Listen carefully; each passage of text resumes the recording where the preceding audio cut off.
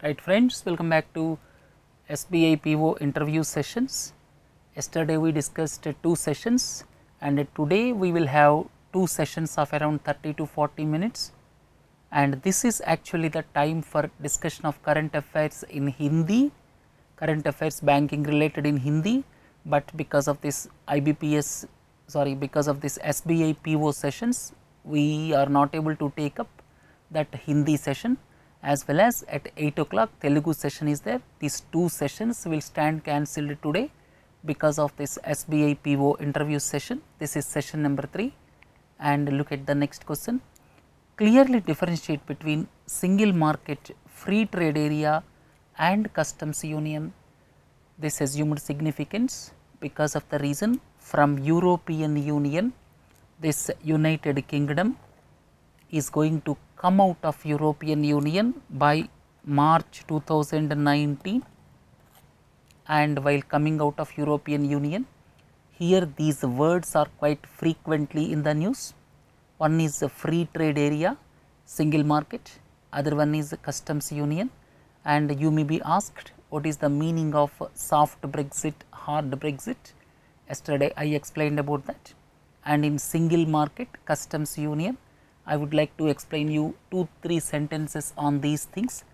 The difference between free trade area, single market is, free trade area means countries can trade with each other without paying tariffs, but certain trade restrictions will still be there, and imported goods have to comply with the law of the land, and here deliberations will take several years. But when you look at the single market, in fact here it is just like one country for all practical purposes. You see, it allows free movement of goods, services, money and people within the European Union as if it is a single country. So, this is the difference between free trade area and single market. Customs union, you should have clear idea about customs union. European Union is example of customs union. That means if any of the goods are required to be imported to any of the country under European Union, they are subjected to uniform tariff. You see, if a car is imported from Japan, whether it is imported to UK or whether it is imported to France, import duty will remain the same. So, that is the meaning of customs union. So, single market, customs union, these are the important traits of European Union. Then the next one is, yesterday I deliberated something about advantages of bigger size of banks, because nowadays people are talking about consolidation of banks, that means bigger size of banks. So, what are the advantages of bigger size of banks? So, this type of question may come for group discussion also. So, I listed several points. A bigger bank will be able to fund large infrastructure deals. Smaller bank may not be in that position to give big ticket loans to the corporate sector, but altogether it is different story. Because of loans given to corporate sector only, the public sector banks are suffering nowadays. Second point is, it will bring more efficiency in treasury operations. What is the meaning of treasury operations? Treasury operations means the activities like day to day liquidity for the operations of the bank, how much cash is required for maintaining day to day operations. At the same time, money market instruments, banks participate in money market activities, and at the same time banks participate in the foreign exchange transactions. So, all these things are coming under treasury operations. In fact, banking income comes mostly 3 ways. One is retail operations, that means small loans taken by people like you and me. Second is wholesale banking, that means you can say corporate banking, that means big ticket loans given to the corporates or companies. Third income comes from treasury operations. Treasury operations means for day to day monitoring of the cash, for day to day liquidity, foreign exchange related transactions, investments by banks, banks also invest. So, investments by banks, all these things comes under the treasury operations. So, it will bring more efficiency in treasury operations if the bank is of bigger size. It can trim operating costs. If the bank is of bigger size, it can reduce the operating costs. Then consolidation will benefit the growth of deposits, because it can attract especially CASA deposits, that means current account, savings account deposits. Most important is CASA, that means current account, savings account. When CASA deposits are more, banks' profitability will be more. I explained in the first lecture of banking awareness. Then they can take up high-end technological upgradation when the size is big. Then credit appraisal mechanism will be much better for bigger banks. For bigger banks, credit appraisal mechanism will be much better. Then they can establish overseas operations also. They can have evenly presence across the country when the size is big. Normally, they can expect to have evenly presence across the country. So, these are the advantages of bigger size of banks. So, if a question is asked on what are the advantages of consolidation of banks which the central government is planning at present, you can put forth these points, and that is also expected in the group discussion also. Then GDP growth for Q1 of 2017-18, that is 5.7%. The figures were released yesterday. GDP growth for Q1 of 2017-18 recorded the lowest in 3 years. Explain the reasons for fall in GDP growth. There are several reasons for it. 3-4 important reasons are: first and the foremost is, we are in fact after demonetization, probably manufacturing sector, especially MSMEs, might have been hit. MSMEs, micro, small and medium enterprises, they might have been hit because they are mostly cash dependent. Because of demonetization, MSMEs might have hit. Second important point for the reduction in the growth rates are, probably the other reason is manufacturing sector. Manufacturing sector is not doing on the expected lines. In the overall GDP, our manufacturing is almost stagnant at 16% for the past 20-25 years. So, manufacturing is not doing well. Then third point is, we are dependent on imports for most of the, for several goods you can say. In fact, mobile phones, only for the namesake they are manufactured in our country, but if you see, most of the spare parts are coming from various countries. Literally, not much value addition is done in our country. So, like that, there are several reasons for reduction in the GDP growth, and people are pointing towards this global recovery also. That means globally the recovery is not on the expected lines. So, that can be another point. So, these are the reasons for fall in GDP growth to 5.7%, which is the lowest ever in the past 3 years, right. And another important aspect is, which I have forgotten to tell you, because of twin balance sheet problem, the growth is affected because of twin balance sheet problem also. Yesterday we discussed about the twin balance sheet problem. The meaning is, if the banks have given the loans and the companies have failed to pay back, that leads to twin balance sheet problem, because of which the companies are also affected. They are not able to come out of the debt problem.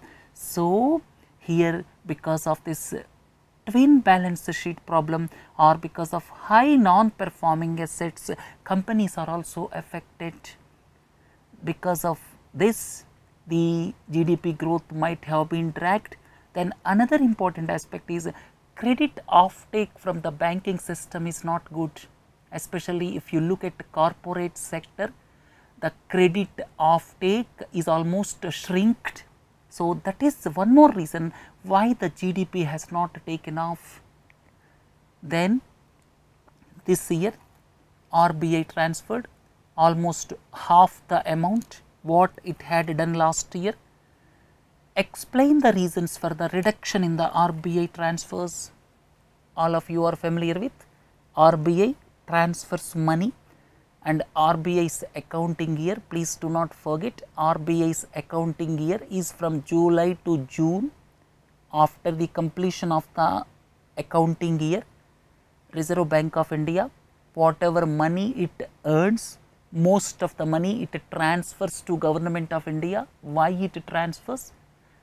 It transfers the money because of the reason central government promoted Reserve Bank of India. So, therefore, it is the duty of Reserve Bank of India, whatever money it earns, most of which is transferred to the central government. And you may have a doubt how the Reserve Bank of India earns money. Reserve Bank of India earns money in several ways. You all of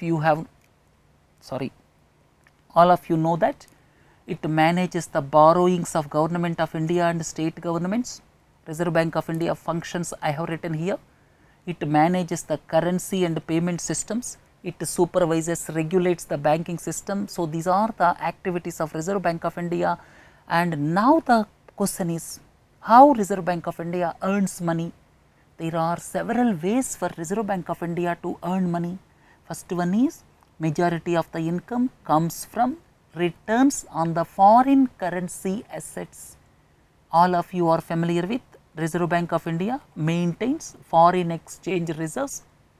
Foreign exchange reserves are $393 billion, and most of them are in foreign currency assets. So, the Reserve Bank of India invests either in treasury bills or bonds, and because of which it earns money on foreign currency assets. And Reserve Bank of India also invests these foreign currency assets in top rated securities across the world, and it participates in repo operations. That means when bank is taking loan from the Reserve Bank of India, then banks have to pay interest. So, that is repo operations. And it takes management commission on handling the borrowings of state governments and central government. It takes management commission on handling the borrowings. We have already seen the borrowings of center as well as the state governments are managed by Reserve Bank of India, and it takes some commission and it earns money through open market operations. By selling and purchasing bonds, that is open market operations, it earns money through that route also. So, because of all these things, it earns money. Its expenses are also there. What are those expenses? For reverse repo operations, it has got costs.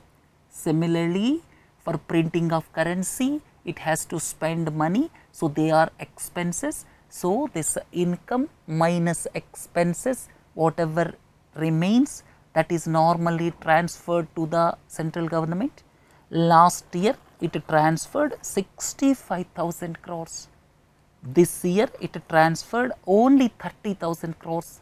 So, the question here is, why the Reserve Bank of India transferred less amount this year to the central government? There are three reasons. RBI spent more on printing the currency. After demonetization, new notes were to be printed. So, Reserve Bank of India spent a lot of money on printing currency. That is the first point. Second point is, banks got lot of money after demonetization. They parked that money with the Reserve Bank of India under reverse repo. So, under reverse repo, they are required to pay interest to the banks.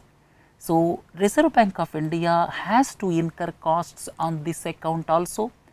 Third reason is, RBI transferred 13,000 crores towards its contingency fund. So, because of the three reasons, the transfers to the central government reduced, and these two pertaining to demonetization, please do not forget. What is your opinion about costs and benefits of demonetization? In fact, at the time of demonetization, the Prime Minister stated that it is to tackle corruption, to eliminate counterfeit currency, for preventing terror funding, and dependence on cash is to be reduced. So, these are the aspects told as benefits at the time of demonetization. Now, in fact, there was news report that 99% of currency was back with the Reserve Bank of India. Only 16,000 crores of currency has not returned back to Reserve Bank of India. Under these circumstances, in the group discussion also, this type of thing may arise. Your opinion about the costs and benefits of demonetization. In fact, I discussed this morning in the editorial discussion, there are 10 important aspects. You can argue both this side and that side. I have listed in 10 slides. Control of black money.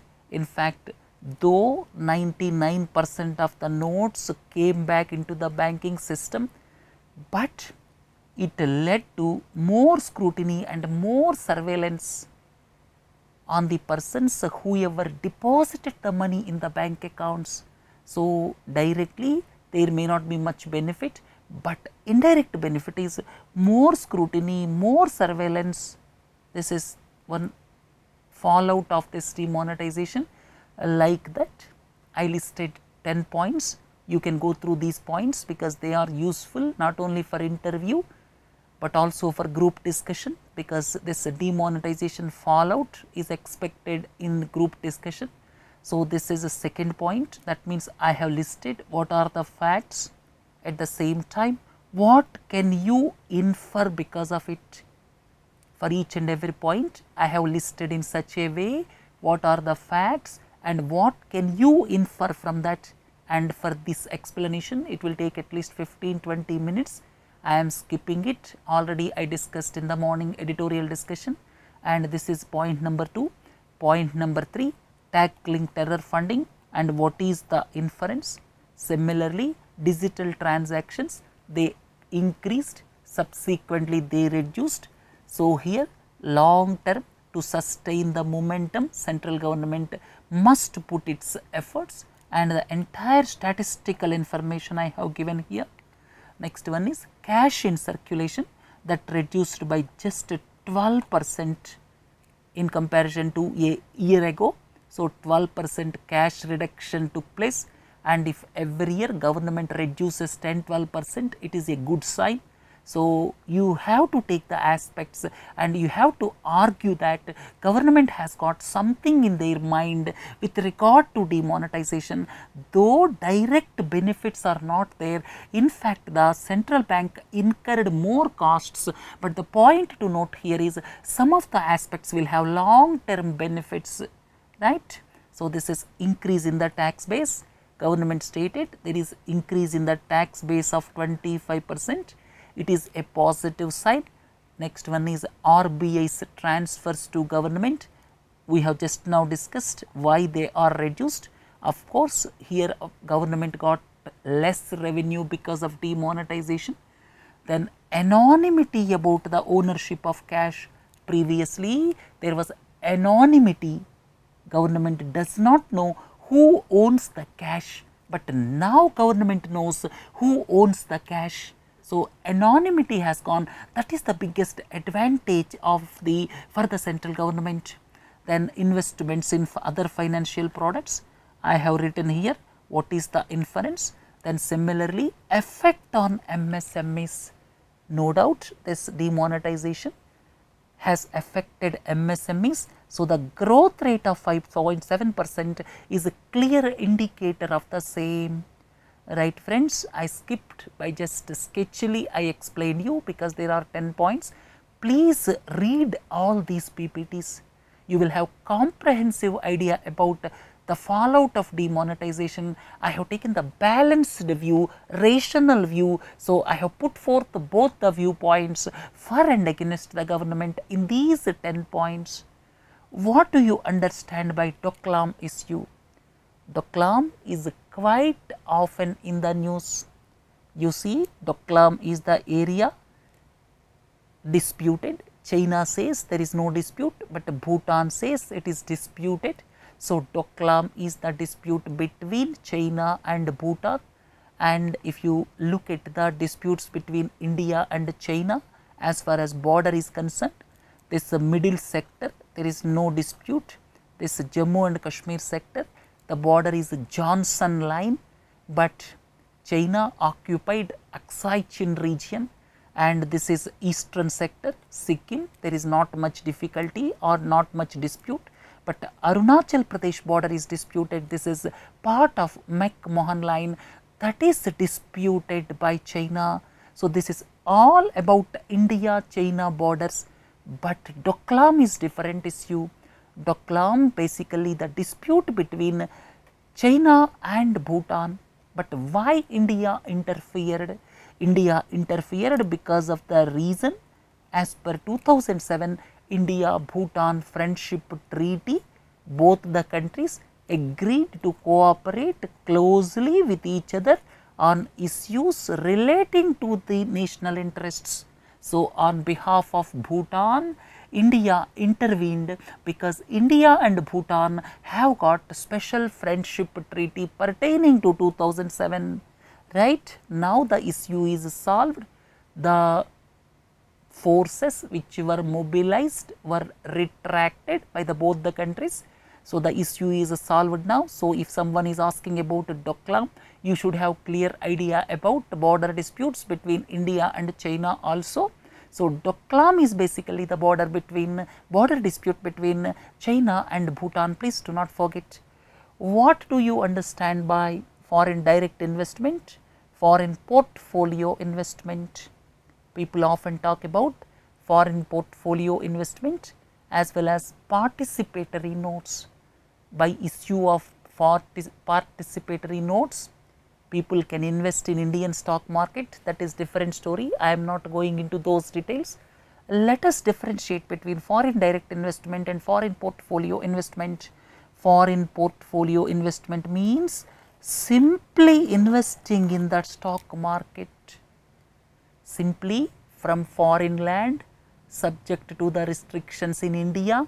They will invest in the shares, they can invest in the bonds, they can invest in government securities. So, that is all foreign portfolio investment.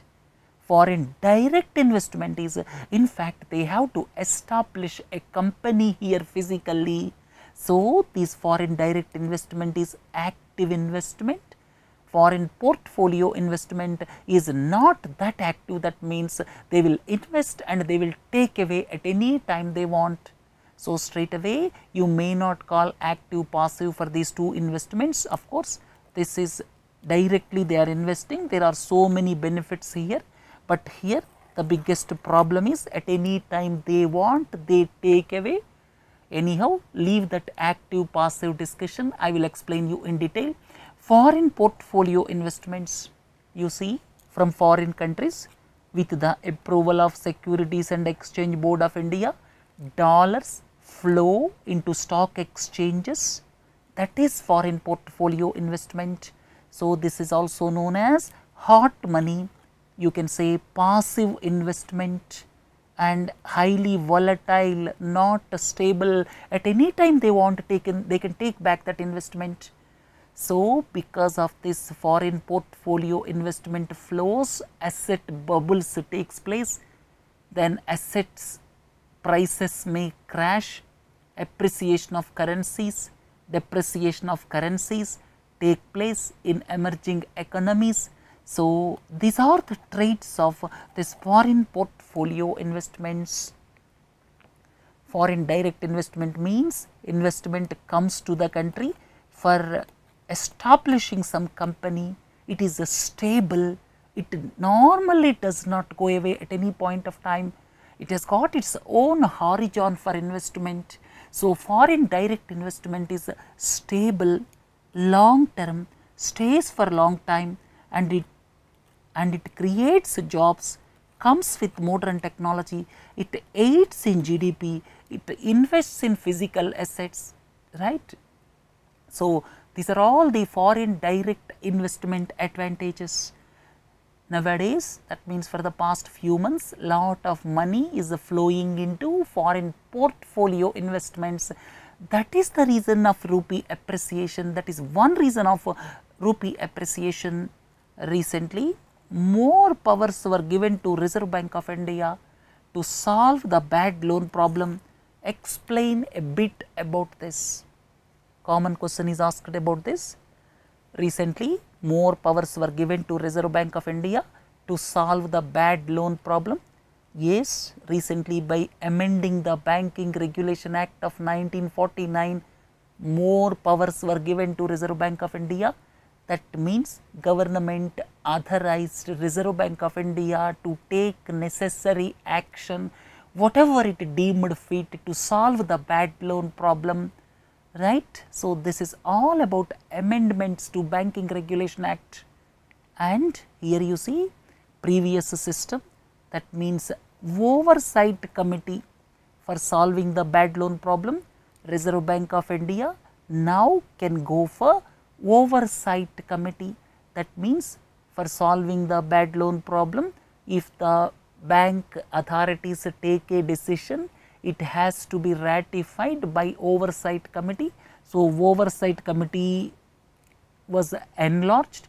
Previously, it was 2 members, it was enlarged, and previously it was applicable for only S4A.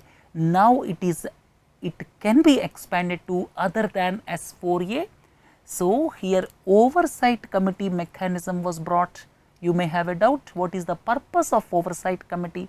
The purpose of bringing this Oversight Committee is that bank authorities does not fear about vigilance cases, CBI cases. So, once this is ratified by Oversight Committee, then bank authorities can sleep happily during the night time. Then further changes, this Joint Lenders Forum. So, Joint Lenders Forum is constituted. In fact, when the loan shows signs of stress, that is called SMA 2. Please read carefully what is SMA 0, SMA 1, SMA 2. So, when the loan shows signs of stress, this Joint Lenders Forum is created, and Joint Lenders Forum operations were also somewhat liberalized. Whatever I have listed here, you can go through them, right. So, this is about Joint Lenders Forum, Oversight Committee, and banks have got, and RBI has got more powers. RBI can give instructions to banks. Accordingly, RBI has given instructions to the banks to refer 12 non-performing asset cases to the National Company Law Tribunal. Accordingly, 12 loans cases were referred to National Company Law Tribunal, and now National Company Law Tribunal will look at the insolvency proceedings of these 12 cases subject to insolvency and bankruptcy code, and these bad loan cases which were referred to the insolvency, or you can say which were referred to the National Company Law Tribunal, have to be resolved within 180 days, and it can be extendable by 90 days only. So, friends, lot many powers RBI got. First one is oversight mechanism was, in fact, the scope was extended. Here Joint Lenders Forum was liberalized. Third one is Reserve Bank of India has got powers to refer the bad loan cases to the National Company Law Tribunal, which it looks at as per insolvency and bankruptcy code. Recently, 12 bad loan accounts were referred to National Company Law Tribunal. What do you understand by this? Because of the powers given to the Reserve Bank of India with amendments to Banking Regulation Act, Reserve Bank of India has got more powers now in solving the bad loans or non-performing assets. Accordingly, as a first step, Reserve Bank of India has advised banks to refer 12 big cases of non-performing assets in the banking system to National Company Law Tribunal, and now, as I have already told you, National Company Law Tribunal will look at these cases based on insolvency, or you can say bankruptcy and insolvency code. So, within 180 days, extendable by 90 days, these cases are to be resolved by National Company Law Tribunal, and to solve these cases, National Company Law Tribunal will go through the process which involve insolvency professionals. Right friends, this is very important question. So, top defaulters which were referred to National Company Law Tribunal by the banks depending on the advice given by Reserve Bank of India.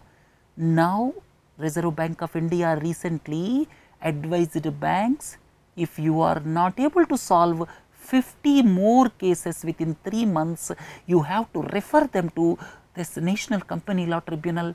Now, Reserve Bank of India has taken up the case of 50 more loan accounts also.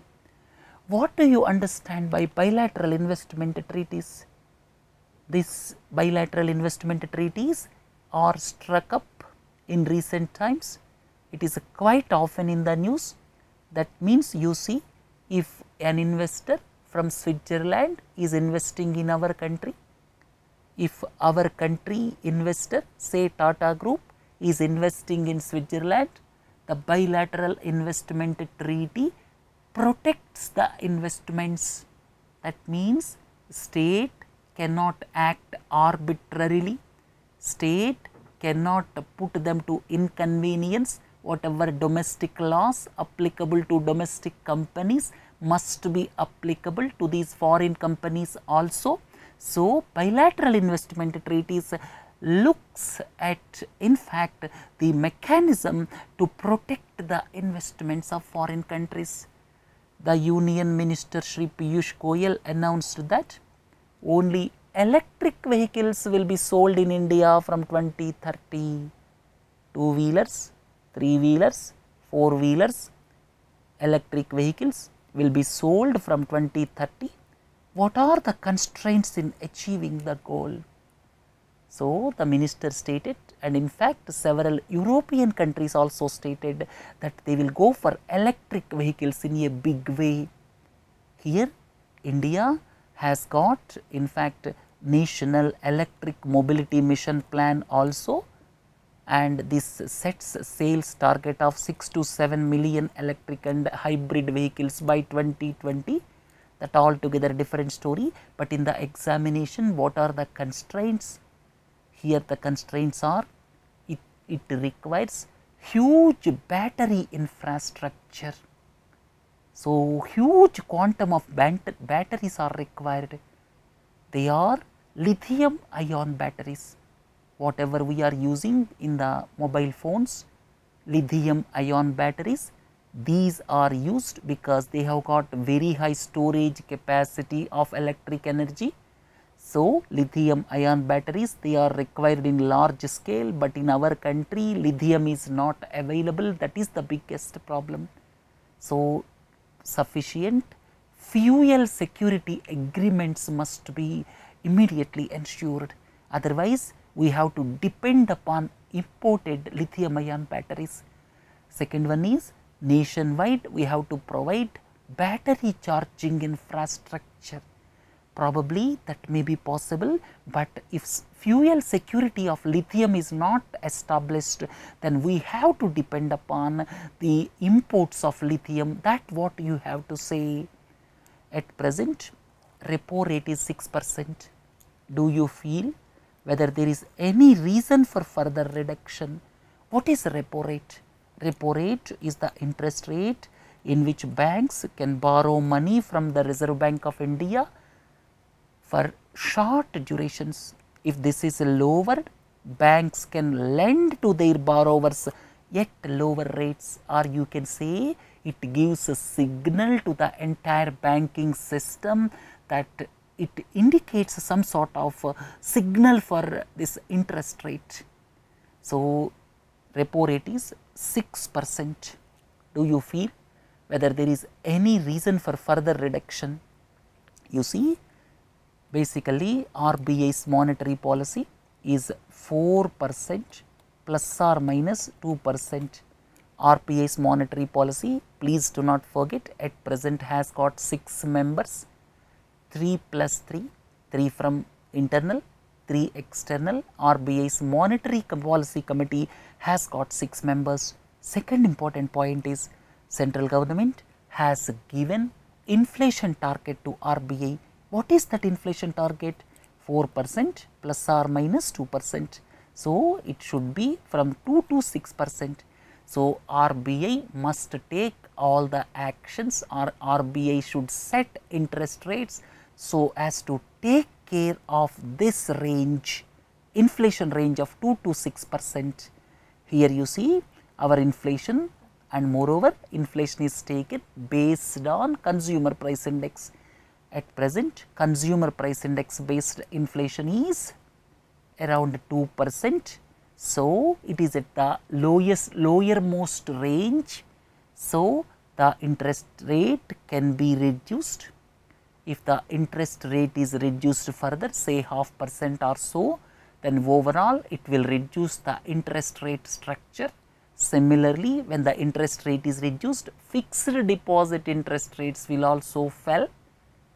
And here the problem is for the small savers, ordinary people, whoever are depositing money, they suffer some sort of losses if the interest rate is reduced substantially, but the persons whoever are taking loans, say house loans, they will be benefited because of the reduction in the interest rate structure. Anyhow, I have gone somewhat deviated from the question. The question is there any reason for further reduction?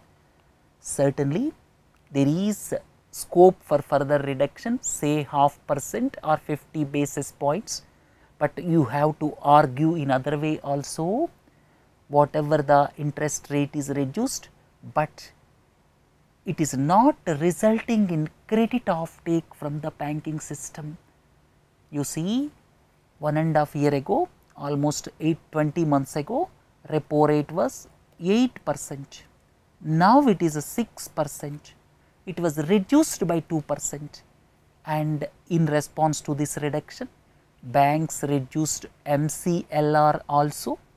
MCLR reduction is not this much, banks reduced 1% or so. So, that reduction in the interest rate structure depending on the reduction in the repo rate is known as monetary transmission. Please understand, when the repo rate is reduced by 2%, when the interest rate structure in the loans is also reduced by 2%, then you can say there is 100% monetary transmission. But the biggest problem is monetary transmission is not taking place 100%. There are two issues you can argue. There is a scope for reducing 50 basis points, no doubt, because of the reason inflation is at the lowest end, but there are two problems.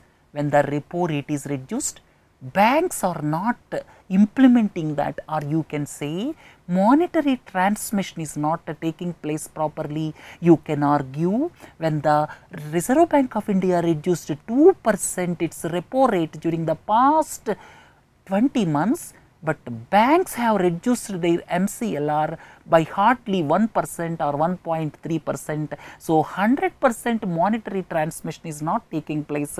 That is one reason.